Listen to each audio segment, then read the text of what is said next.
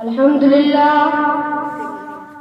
لله رب العالمين والصلاة والسلام على سيد الأنبياء والمرسلين محمد وآله وأصحابه رضوان الله تعالى أجمعين.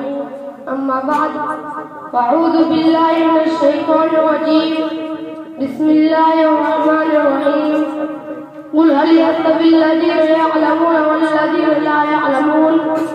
وقال رسول الله صلى الله عليه وسلم فضل العالم على العابد كفضل القمر ليلة البدر على سائر الكوكب او كما قال عليه الصلاة والسلام. علم ایک ایسی دولت ہے جو لٹتی نہیں. علم ایک ایسی دولت ہے جو لٹتی نہیں. خرچ کرنے سے کبھی گھٹتی نہیں. پھرنا تم کرنا کبھی اور تشنگی کے شکوے. آج میں کھانے کا میں کھانا اٹھا لاؤں گا. شیرداریان اسلام میں آپ حضرات کے سامنے نہ کوئی لمبی چوڑی تقریر اور نہ وسیع وعظ کرنے نہیں آیا. اس لیے کہ میں کوئی خطیب نہیں کہ میں آپ حضرات کے سامنے لمبا چوڑا خطاب کروں. اور نہ میں کوئی وعظ ہوں اور نہ مفکر نہ کوئی حدیث. صرف میں آپ حضرات کے سامنے علم دین کے موضوع پر گفتگو کرنے جا رہا ہوں. میں پوری کوشش کروں گا کہ کوئی گوشہ باقی نہ رہے. امید ہے کہ آپ سنجیدگی و متانت کے ساتھ سماعت فرمائیں گے. آپ حضرات نے علم دین کی فضیلت و اہمیت بہت سارے کتابوں میں پڑھا ہوگا, بہت سارے مفکروں سے سنا ہوگا, بہت سارے دانشوروں سے سنا ہوگا, بہت سارے آدمیوں سے سنا ہوگا, بہت سارے مقرروں و خطیبوں سے سنا ہوگا. میں بھی آپ حضرات کے روبرو اسی عنوان پر گفتگو کرنے کی ارادے سے آیا ہوں. برادران ملت, علم دو طرح کا ہے, ایک دنیاوی ایک اخروی. علم چاہے دنیاوی ہو یا اخروی انسان کو عزت و فضیلت عطا کرتا ہے, لیکن دنیاوی علم صرف دنیا ہی تک محدود رہتا ہے. اخروی علم انسان کو دنیا و آخرت دونوں جگہ رسوائی و ذلت سے نجات دلاتا ہے اور عزت و شوکت عطا کرتا ہے. میں آپ سے سوال کرتا ہوں, وہ کون سی شے تھی جس نے آدم کو ملائکہ سے افضل بنا دیا؟ وہ کون سی شے تھی جس نے انسان کو اشرف المخلوقات بنا دیا؟ وہ کون سی شے تھی جس کی برکت کی وجہ سے اللہ نے انسان کو خلیفہ بنایا؟ وہ کون سی شے تھی جس کی فضیلت کے بنا پر رب کائنات نے انسان کو اپنا نائب بنایا؟ وہ علم کی دولت ہے. جب رب کائنات نے قرآن کو نزول فرمایا تو سب سے پہلے وہ آیت نازل فرمائی جس کا تعلق علم سے ہے, یعنی اقرأ باسم ربک الذی خلق. اسلام کے پاسبانوں اخروی علوم کی فضیلت و اہمیت آیت قرآنیہ اور احادیث نبویہ میں بکثرت وارد ہوئی. اللہ تبارک و تعالی ارشاد فرماتا ہے, قل هل يستوي الذين يعلمون والذين لا يعلمون.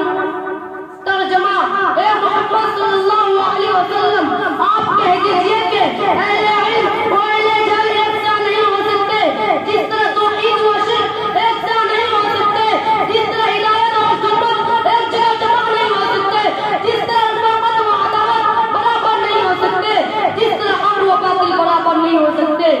اس لیے کہ توحید کی ضد شرک ہے, ہدایت کی ضد ظلمت ہے, رفاقت کی ضد عداوت ہے, حق کی ضد باطل ہے, اور قاعدہ کا اجتماع ضدین محال ہے. اسی طرح اہل علم و اہل جہل ایک جگہ برابر نہیں ہو سکتے.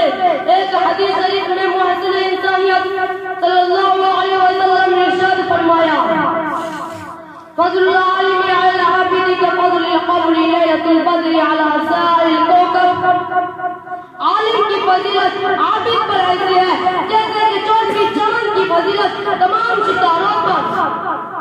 حضرت عبداللہ بن عباس فرماتے ہیں کہ دوسرے مومنوں کے مقابلے میں اہل علم کے 700 درجات زیادہ ہوں گے, اور ہر درجوں کے درمیان مسافت 500 برس کی مسافت کے برابر ہوگی. برادران اسلام, لیکن آج کے دور کے مسلمان کا یہ حال ہے کہ وہ اپنے بچوں کو اسلامی تعلیمات سے دور رکھتے ہیں اور ان بچوں کو اپنے کی تعلیمات دیتے ہیں. ایسے شیطان کا فریب ہے, وہ شیطان مردود جس نے آج کر دیا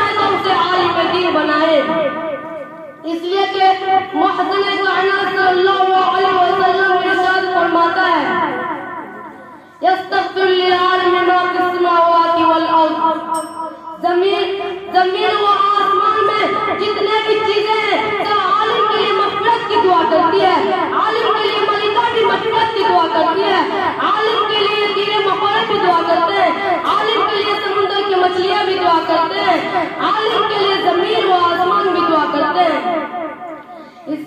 برادران اسلام، آج علم دین کی اہمیت کو بات کوئی نہیں پہچانتا، حالانکہ علم دین اپنی زیباش کلموں سے تحریر و تربیت و زبان کو مٹا دیتے ہیں۔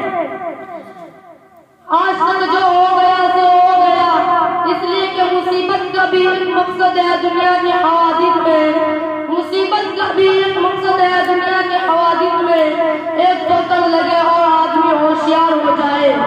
اللہ تعالیٰ سے دعا ہے کہ اللہ ہمیں علم دین کی اہمیت اور اس کی سمجھ ہمارے قلوب میں بتائے، آمین۔ وما علینا الا البلاغ۔